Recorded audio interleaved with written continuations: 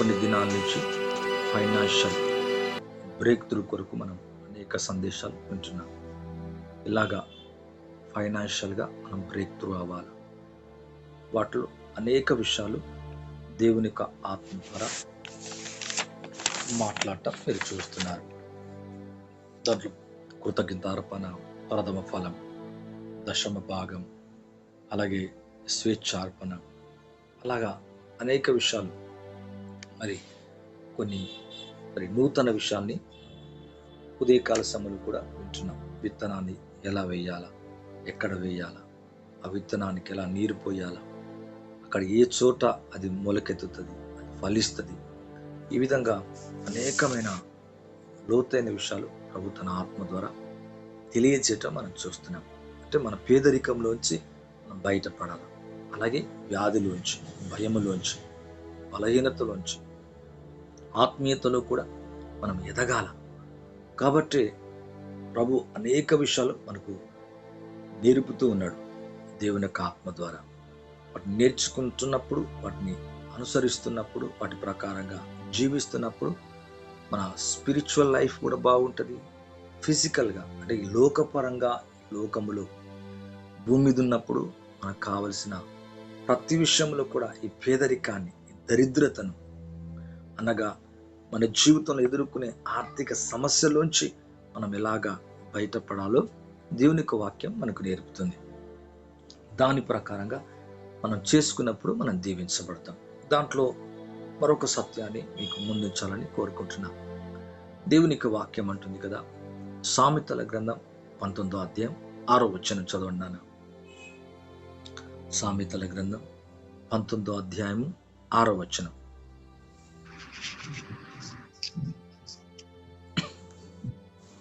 సామెతలు 19:6.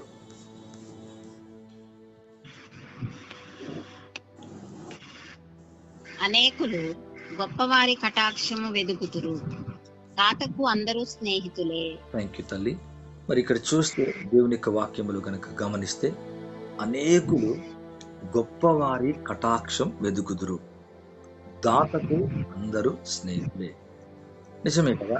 మరి గొప్పవారి యొక్క దయ లేదా కటాక్షం లేదా కనికరం, మరి పెద్దవాళ్ళు, కొంచెం డబ్బు గలవారు, కొంచెం అన్ని ఉన్నవారి యొక్క కటాక్షాన్ని ఈ లేనివాడు వెతుకుతాడు. అంటే అనేకులు అంటే ఉన్నవాళ్ళని వెతకరు, లేనివాడు ఉన్నవాని యొక్క కటాక్షాన్ని వెతుకుతారు. ఇక్కడ చూస్తే దాతకు అందరూ స్నేహితులే. మనం అప్పుడప్పుడు అంటాం అన్నదాత. ఎన్టీ రామారావు ఒక పాత కాలంలో, అంటే ఆ సమయంలో ఆయన పోస్టర్స్ మీద అన్నదాత అని పెట్టేవారు. ఎందుకు ఈ పేరు పెట్టారంటే, అన్నదాత అని ఎందుకు పేరు పెట్టారంటే, ఆయన సినీ యాక్షన్ చేసి మనకేమో అన్నం పెట్టారు. ఆయన ముఖ్యమంత్రిగా అయినప్పుడు మరి ఏం చేశారంటే 2 కిలో బియ్యం 2 రూపాయలకు చేశాడు. అప్పుడు ప్రజలందరూ కొంచెం ఆహారం తిని జీవించారు. అప్పుడు అందరు ఏమన్నారంటే, ఆయన పోస్టర్ మీద పక్కన మీరు ఎప్పుడైనా చూస్తే అన్నదాత అని వ్రాయబట్టం మనం చూస్తాం. అంటే అనేకులకు అన్నం పెట్టారు, అందుకే అన్నదాత. అంటే దాత అంటే ఏంటి, అర్థం ఏంటంటే, దాత అంటే అప్పుడప్పుడు మనం చూస్తూ ఉంటాం, ఈ యొక్క షెల్టర్ పలానా వారు దాత అంటే దాన్ని వాళ్ళు ఇచ్చారు, లేదా గిఫ్ట్ చేశారు, లేకపోతే వాళ్ళు ఇక్కడ ప్రజెంట్ చేశారు. మనం చూస్తాం. ఈ యొక్క మీరు ఎక్కడైనా అన్నదాత అంటే ఇక్కడ దాత అంటే ఇది వాళ్ళు స్పాన్సర్ చేశారు అనే విషయాన్ని మనం చూస్తూ ఉంటాం. కొంతమంది ఫ్యాన్స్, కొంతమంది బస్ స్టాండ్స్ చేసి అక్కడ దాత అని రాస్తారు. అంటే వీళ్ళు గిఫ్ట్ చేశారు, అంటే వీళ్ళు ఇచ్చారు, వీళ్ళు స్పాన్సర్ చేశారని అర్థం అన్నట్టు. అలాగే దాతకు అందరూ స్నేహితులే అంట. అంటే అందరూ ఎప్పుడు స్నేహితులు అవుతారంటే, దాత అంటే ఈ దాతృత్వపు గుణాన్ని, అంటే ఇచ్చే గుణాన్ని, అంటే ఈ యొక్క స్వభావాన్ని అందరూ అనేకులు మనకు స్నేహితులయ్యేలాగా చేస్తుంట. ఈ ఉదయకాల సమయంలో దాని మీద నేను మాట్లాడుతున్నా. దాతకు అందరూ స్నేహితులే. అనేకులు గొప్పవారి యొక్క కటాక్షం వెతుకుతారు. అంటే ఎవరైతే గొప్పవారు ఉన్నారో వారి కటాక్షాన్ని వెతుకుతాం సహజంగా. మరి లేని వాళ్ళు వారి కటాక్షం, సార్ ఇది మాకు ఇక్కడ బోరు కావాలి, ఇక్కడ ఈ ఫెసిలిటీ కావాలా, వారిని అడుగుతాం. పెద్దవాళ్ళు ఉంటే కొంచెం ఎమ్మెల్యే అయితే, ఎంపీ అయితే, లేకపోతే అక్కడ సర్పంచ్ అయితే, లేకపోతే కొంత డబ్బు గల్లోలు అయితే, అవేవి లేకపోయినా, అటువంటివి ఏమి లేకపోయినా, ఒకవేళ కొంచెం కొంచెం అన్ని చేయగల వ్యక్తి అయితే, సార్ ఈ పలానా విషయంలో ఈ అందరికీ, మరి ప్రజలందరికీ ఇది మీరు చేయాలా అంటే వారి యొక్క కటాక్షాన్ని మనం వెతుకుతూ ఉంటాం. అలాగే మరి గొప్పవారి కటాక్షం వెతుకుతారు, అనేకులు వెతుకుతారంట. అనేకులు గొప్పవారి కటాక్షం వెతుకుతారంట. అంటే మన జీవితంలో కూడా స్పిరిచువల్గా, ఫిజికల్గా మనం ఎలాగుండాలంటే గొప్పవారిలాగే ఉండాలా. అదే గొప్పవారిలాగా లేమనుకో, మన కటాక్షం ఏం వెతకరు వాళ్ళు. దాతకు అందరూ స్నేహితులే అంట.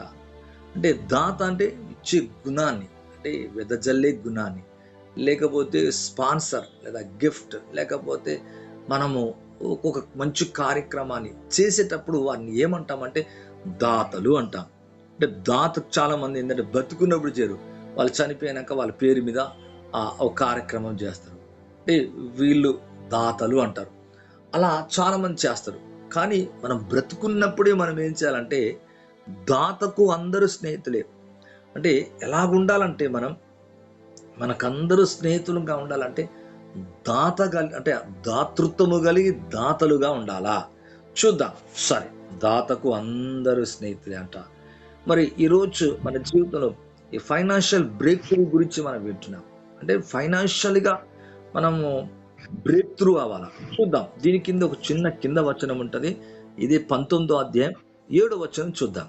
19:7. బీదవాడు తన చుట్టములందరికీ అసహ్యుడు, అట్టివానికి స్నేహితులు మరీ దూరస్తులగుదురు. చూసినవా, వాడు నిరర్ధకమైన మాటలు వెంటాడు. చూడండి ఎంత బాధాకరము. బీదవాడు స్పిరిచువల్ గా, ఫిజికల్ గా మనం బీదవారిగా ఉండకూడదని ఇప్పుడు దీన్ని బట్టి తేలిపోయింది. అంటే బీదవాడు చుట్టములందరికీ అసహ్యుడు అంట. అతని దగ్గర ఏముంది, వాడేం చేయగలదు, వారి వల్ల ఏమవుతుంది అంటే బీదల్ని చూడగానే ఎట్లా ఉంటది, చుట్టములందరికంట అసహ్యంగా ఉంటదంట. వీడేం చేస్తాడు, లెక్క చేయరు. అంటే ఏ విషయములు కూడా లెక్క చేయరు. అట్టి వానికి స్నేహితులు మరి దూరస్తులగుదురు. అంటే ఈ పేదరికం చూడండి, చుట్టాలకే కాదు స్నేహితులకు కూడా దూరం చేస్తుంది. అంటే మనుషులందరికీ అసహ్యాన్ని కలగ చేస్తుంది. ఎంత బాధాకరం. అంటే ఇప్పుడు మనం పేదరికంలో ఉండాలా, పేదరికంలో ఉండకూడదని ఇప్పుడు దీన్ని బట్టి మనకు అర్థమవుతుంది. అంటే ఫైనాన్షియల్గా మనం ఏం కావాలా, బ్రేక్ త్రూ అవ్వాలా. అంటే దాతలుగా మనం ఉండాలా. అప్పుడు అందరూ స్నేహితులు అంట. ఇచ్చే గుణాన్ని లేదా మనం ఇతరులకు సాయం చేసే గుణాన్ని ఏమంటామంటే దాత అంటాం. అంటే బీదవాడు తన చుట్టములందరికీ అసహ్యుడంట. అట్టి వానికి స్నేహితులు మరి దూరస్తులగుదురు. వాడు నిరర్ధకమైన మాటలు వెంటాడు వాడు. అంటే పేదరికం అనేది ఒకవేళ మనం అలా జన్మించొచ్చేమో, కానీ ఎట్టకేలకు ఈ పేదరికాన్ని జయించాల. పాపాన్ని, శాపాన్ని, లోకాన్ని. ఇంకో విధంగా చెప్పాలంటే పేదరికం అనేది ఏం చేస్తుందంటే మన బంధువులలో, అంటే చుట్టములందరిలో, స్నేహితులందరిలో దూరస్తులుగా చేస్తుంది, అసహించుకునేలాగా చేస్తుంది. అంటే స్నేహము లేకుండా చేస్తుంది, మన నుంచి వీడిపోయేలాగా చేస్తుంది. ఎంత బాధాకరం. ఆ వ్యక్తి ఒక జీవితాన్ని అర్థం చేసుకోవాలి. కనుకనే అబ్రహాము, ఇస్సాకు, యాకోబుల ఆశీర్వాదం కొరకు యేసు ప్రభు కల్వరి శిలువలో ప్రాణం పెడుతున్నాడు. నా శాపాన్ని, మీ శాపాన్ని, నా పాపాన్ని, మీ పాపాన్ని, బలహీనతను, వ్యాధిని సమస్తం కొరకు రక్తము చిందించాడు. ఆయన దెబ్బలు తిన్నాడు. దెబ్బల ద్వారా స్వస్థత, రక్తం ద్వారా పాప క్షమాపణ, విరుగుడైపోయింది, పాపానికి విరుగుడైపోయింది. అలాగే ఆయన మన దారిద్ర్యాన్ని కూడా తీసుకున్నాడు దాంతో పాటు కూడా. అందుకే మన నిమిత్తం దారిద్రుడాయను అని దేవుని యొక్క వాక్యం అంటుంది. అంటే దిగంబరుడయ్యాడు. ఇంకొక విధంగా చెప్పండి, వస్త్రాలు కూడా లేనటువంటి వ్యక్తిగా శిలువ మీద బాధించబడినట్టుగా చూస్తున్నాం. అంటే మనల్ని దారిద్ర్యం నుండి విడిపించుటకు, మన దరిద్రత నుండి విడిపించుటకు ఎంతగానో బాధపడ్డాడు. కాబట్టి తప్పక నీకు నాకు ఒక నిరీక్షణ ఉంది. సిలువను చూసినప్పుడల్లా నిరీక్షణ, సిలువను చూసినప్పుడల్లా ఫెయిత్, సిలువను చూసినప్పుడల్లా మనకు ఒక ధైర్యం, ఒక విశ్వాసం కలుగుతుంది. ఏంటి? మనం కూడా దాతలుగా, గొప్పవారిగా, గొప్పవారు అనేకులు గొప్పవారి యొక్క కటాక్షం వెతుకుతారట. నీ కటాక్షమే అనేకులు వెతికేలాగా దేవుడు నిన్ను నన్ను చేయనుగాక. అనేకులకు మనం దాతలుగా ఉందముగాక. దాత అందరూ స్నేహితులు అంట. అంటే ఇలా అందరూ స్నేహితులు కావాలంటే దాతలుగా ఉండాలా. అనేకులు కటాక్షం వెతకాలంటే గొప్పవారి యొక్క కటాక్షం వెతుకుతారంట. అంటే గొప్పవారి కటాక్షం ఊరికే వెతుకురా, ఆ వ్యక్తి యొక్క మరి ఆ దాతృత్వాన్ని బట్టి అతని కటాక్షాన్ని వెతుకుతారు. చూద్దాం, బైబిల్లో కొంత ముందుకెళ్దాం. సామెతల గ్రంథం ఇదే 19వ అధ్యాయము 17వ వచనాన్ని చూద్దాం. బీదలను కనికరించేవాడు యెహోవాకు అప్పిచ్చువాడు, వాని ఉపకారమునకు ఆయన ప్రత్యుపకారము చేయును. ఇక్కడ చూస్తే అదే అంటున్నా, అంటే బీదలకు, అంటే గొప్పవారు ఎందుకు కటాక్షం, వారి కటాక్షం వెతుకుతున్నారంటే బీదవాడు. అయ్యా, ఈ స్థలంలో మాకు ఒక షెల్టర్ లేదు, ఇక్కడ బోరు లేదు, ఇక్కడ వాటర్ లేదు, ఇక్కడ రోడ్డు లేదు, ఇక్కడ అయ్యా ఇగో ఈ పిల్లలకి ఇలా ఉంది, ఈ పరిస్థితులు ఇలాగున్నాయి. అలాగే దేవునికి వాక్యం బీదలను కనికరించేవాడు, అంటే బీదలను కనికరించినప్పుడు గొప్పవారు యొక్క గొప్పవాడు ఆ కటాక్షాన్ని, అతని కటాక్షాన్ని వెతుకుతాం. అదే కనికరపడడు అనుకో గొప్పవాడే, అతని కటాక్షం ఎందుకు వెతుకుతారు? వెతకరు. ఇక్కడ చూస్తే బీదలను కనికరించేవాడు. బీదలను ఎట్లా అంటే కనికరించు వారిగా ఉండాలంట, యెహోవాకు అప్పిచ్చేవాడంట. ఎంత ధన్యత! అంటే బీదలకు మనం కనికరిస్తే, బీదల్ని కనికరించినప్పుడు దేవునికి వాక్యం అంటుంది యెహోవాకే, దేవునికి అప్పిచ్చేవాడంట.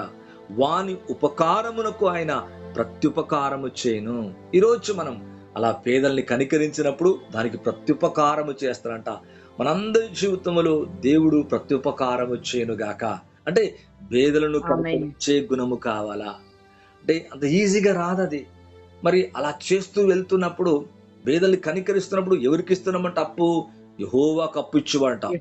ఉపకారమునకు, అంటే కనికరించాం కదా, ఉపకారం చేశాం కదా, బుక్స్, డబ్బులు, లేకపోతే వస్తువులు, ఆహారము, లేదా వస్త్రాలు, ఏదో ఒకటి. అంటే బీదల్ని కనికరించేవాడు, యెహోవాకు అప్పిచ్చేవాడు, వాని ఉపకారమునకు ఆయన మర్చిపోకుండా ప్రత్యుపకారము చేస్తారంట. ఎంత ధన్యత, ఎంత ఆశీర్వాదం! ఈరోజు బీదలను కనికరించే వారిగా ఉండాలా. ఇక్కడ చూస్తే అప్పుడు ఫైనాన్షియల్ బ్రేక్ త్రూ మనకు కలుగుతుంది. ఈరోజు అటువంటి మైండ్ సెట్ మనందరికి ఉండుగాక. అటువంటి స్పిరిచువల్ హార్ట్ యేసునామములో ఉండుగాక. అటువంటి స్పిరిచువల్ అనాయింటింగ్ యేసునామములో నీపై నాపై పనిచేయునుగాక. దేవుడు అందరికంటే మనం గొప్పగా, అందరూ స్నేహించేలాగా మారంటే దాతగా మారిపోవాలా. అందరూ మనకు వెతకాలంటే గొప్పవారి అనేకులు గొప్పవారి కటాక్షం వెతకాలంటే బీదలను కనికరించే వారిగా మనం ఉండాలా. అటువంటి వారిని ప్రభు నిశ్చయముగా ఫైనాన్షియల్ బ్రేక్ త్రూలోకి తీసుకొస్తాడు. ఈరోజు యేసు నామములో నీ కుటుంబం, నా కుటుంబం, నీ పిల్లలు, నా పిల్లలు, దరిద్రత యేసు నామములో తొలగి మనమందరం ఇలాగుగా మారిపోదుముగాక. చూద్దాం, ఇదే దాంట్లో 20వ వచనాన్ని చూద్దాం. నీవు ముందుకు జ్ఞాని వకుటకై ఆలోచన విని ఉపదేశము అంగీకరించుము. ఇప్పుడు ఆలోచన ఇస్తాడు, మనకి ఒక ఉపదేశాన్ని ఇస్తున్నాడు. అయితే వినటం కాదు, నువ్వు ఇప్పుడు ఆగకుండా కొన్ని సంవత్సరాల దాకా చెప్పావు, ఇటు వినటం కాదు. వినటం వల్ల ఎంత వింటున్నావో అంత దేవుని దగ్గర ఆన్సర్ ఇవ్వాల్సి వస్తుంది. ఎంత మనకు చూడండి, ఎవరికన్నా మనం డబ్బులు ఇస్తాం, 1000 రూపాయలు ఇస్తే 1000 రూపాయలకు ఆన్సర్ ఇవ్వాలి. ఇప్పుడు పిల్లవాడికి 1000 రూపాయలు ఇచ్చాం, అరే ఏం చేసావు? నా భార్య పాప ఒక 100 రూపాయలైనా, ఇగో అండి నేను ఈ 10 రూపాయలు పాలు తెచ్చాను, 20 రూపాయలు ఇది తెచ్చానండి, ఇంత మిగిలినండి, కొన్ని జోబులు పెట్టా అంటది. పాప ఆమె రావే లెక్క చెప్తా ఉంటుంది. ఇప్పటికి ఇన్ని సంవత్సరాలు పెళ్ళి, ఇన్ని సంవత్సరాలు అవుతుంది. నేను అడగను, కానీ ఆమె చెప్తుంది, ఆ స్వభావం ఆమెది. అంటే లెక్క చెప్తా ఉంటది. ఇంతే, అరే ఇక చిన్నదే కదమ్మా, లేదమ్మో నేనైతే అట్లా చేయను, కానీ ఇగో నీ జోబులు పెట్టేసినా అంటది. తీసుకోండి, ఇగో నీ జోబులో నీది పెట్టేసినా అంటది. అంటే ఎంత ఎక్కువ తీసుకుంటామో మనము అంత లెక్క అప్పచెప్పాలా, అంత లెక్క అప్పచెప్పు వారిగా మనం ఉండాలా. ఏదో వినేసినాం కదా, దేవుడు వినిపిస్తాడు, వినిపించిన తర్వాత లెక్క కూడా అడుగుతాడు. మనం అనుకుంటున్నాం విన్నాం కదా అయిపోయింది, అట్లా వదిలేసినామంటే కుదరదు. అంటే విన్నదానికి మనం రెస్పాండ్ అవ్వాలా. విన్నదానికి ఇక్కడ దేవునికి వాక్యం అంటుంది 20వ వచనం, నీ ముందుకు జ్ఞాని ఒకటకై, అంటే నీకు ముందుకు మంచి భవిష్యత్తు కలుగుటకై, అంటే నువ్వు ముందుకు ఫైనాన్షియల్ బ్రేక్ త్రూ కలుగుటకై జ్ఞానము కలుగుటకై ఆలోచన విని, వాక్యం ఆలోచన, వాక్యం ఉపదేశం, వాక్యం ఆ ఆలోచన ఇస్తుంది, ఉపదేశాన్ని ఇస్తుంది. ఆ ఉపదేశాన్ని ఇచ్చాలంట, అంగీకరించాలంట. అప్పుడు దరిద్రత యేసునామములో వేళ్లతో సైతం పెళ్లగించబడుతుంది. ఈరోజు నా జీవితం నుంచి, మీ జీవితం నుంచి, వింటున్న వారందరి జీవితం నుంచి వేర్లతో సైతం పేదరికము తొలగి సమృద్ధిగా కలుగును గాక. ప్రతి అప్పు యేసునామములో క్లియర్ అవును గాక.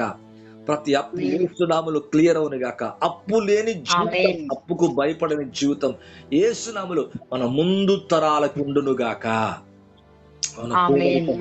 తొలగిపోను గాక. ఇక్కడ ఇదే 22వ వచనాన్ని చదువుదామండి. 22వ వచనం. కృపచూపుట నరుని పరులకు ప్రియునిగా చేయును, అబద్ధికుని కంటే దరిద్రుడే మేలు. ఓకే, కృపచూపుట, దయచూపుట, దాతృత్వము కలిగినట, గ్రేస్, కైండ్నెస్. ఇక్కడ కృపచూపుట నరుని పరులకు ప్రియునిగా చేయను. ఎప్పుడు పరులకు ప్రియునిగా చేస్తుంది? ఆయన దయగలవాడండి, కృపగలవాడండి, మంచివాడండి అనే గుణము మనని ఇతరులకు ఏం చేస్తుంట? పరులకు ప్రియులుగా చేయనట. అంటే పరులకు ప్రియులుగా మనం ఉండాలంటే కృపచూపు వారిగా ఉండాల. కృపచూపుట అంటే కనికరపట, దయచూపుట, దాని అర్థం దాతృత్వము కలిగి ఉంట, దాతగా ఉండుట, కటాక్షము కలుగుట, దాని అర్థం కృపచూపుట నరుని పరులకు ప్రియునిగా. నరుడిని ఏం చేస్తా అంటే పరులకు ప్రియునిగా చేస్తా. ఉట్టిగా ప్రియులు కాలేం మనం వాళ్ళకి. అంటే ఎప్పుడు ప్రియులుగా మనం మారుతాం? ప్రియులుగా ఎలా మారుతాం అంటే కృపచూపు వాడు, కనికరపడువాడు నరుని పరులకు ప్రియునిగా చేయను, అబద్ధికుని కంటే దరిద్రుడే మేలట. అంటే కృపచూపు నరుని పరులకు ప్రియునిగా చేయనట. అంటే ఇతరులకు మనం ప్రియులుగా ఉండాలంటే కృపచూపు వారిగా ఉండాలని ఇక్కడ దేవునికి వాక్యం అంటుంది. అప్పుడు మన జీవితం ఇక్కడ ఫైనాన్షియల్ గా చాలా బాగుంటుందని వాక్యములో చూస్తున్నాం. చూద్దామా? ఇదే దేవుని వాక్యములు గనక మనం గమనించినట్లయితే మరి 4వ వచనం 19:4 చూడండి అన్న. 19:4 చూడండి. ధనము గల వానికి స్నేహితులు అధికముగా నుందురు, దరిద్రుడు తన స్నేహితులను పోగొట్టుకును. ధనము గల వానికి స్నేహితులు ఏంటంట? అధికముగా ఉంటారంట. కాబట్టి ధనము కలిగే ఉండాలా, పేదరికంగా ఉండమని దేవునికి వాక్యం అంటలేదు. మరి ఇందాక మనం చూసాం 19:6 చూసాం. మరి అనేకులు గొప్పవారి కటాక్షం వెదుకుదురు, దాతకు అందరూ బీదవా. 7వ వచనం చూసాం. బీదవాడు తన చుట్టములందరికి అసహ్యుడు, అట్టి వాని స్నేహితులు మరీ దూరస్తులు అవుతారంట. అంటే ధనము గలవానికి స్నేహితులు అధికంగా ఉంటారంట, దరిద్రుడు తన స్నేహితులను పోగొట్టుకుంటాడంట. ఎంత బాధాకరం, ఎంత బాధాకరమైన విషయం. అంటే దరిద్రుడు ఏమైపోతున్నాడు? ధనము గలవాడు ఏమవుతున్నాడు? దరిద్రుడు ఏమవుతున్నాడు? ధనము గలవానికేమో స్నేహితులు అధికమైపోతున్నారు, దరిద్రుడేమో తన స్నేహితులను పోగొట్టుకుంటున్నాడు. మన స్పిరిచువల్ గా రిచ్ గా ఉండాలా, ఫిజికల్ గా రిచ్ గా ఉండాలి. దాన్ని బట్టి గర్వం కావద్దు, అహంకారం కావద్దు, లేకపోతే మనం అహంకార దృష్టి ఉండద్దు, గర్వంగా ఉండద్దు. ఓకే, ఉన్న దాన్ని బట్టి థ్యాంక్ యూ, కలిగిన దాన్ని బట్టి మనం దాతృత్వం కలిగి, దాత కలిగి, కటాక్షము కలిగి ఇలాగా చేసుకుంటూ మనం మరి బీదలకి ఇచ్చిన వాడు కనికరం పొందుతారట. ఇటువంటి మంచి లక్షణాలు కలిగి ఉండాల. ధనము గలవానికి స్నేహితులు అధికముగా ఉంటారు. లోకములో ధనవంతులకు అధికంగా ఉంటారు. అయితే ఈ ధనములో నుంచి ప్రభుని ప్రేమించే ధనవంతుడు కూడా ఉంటాడు. చాలా రకాలు ఉన్నాయి.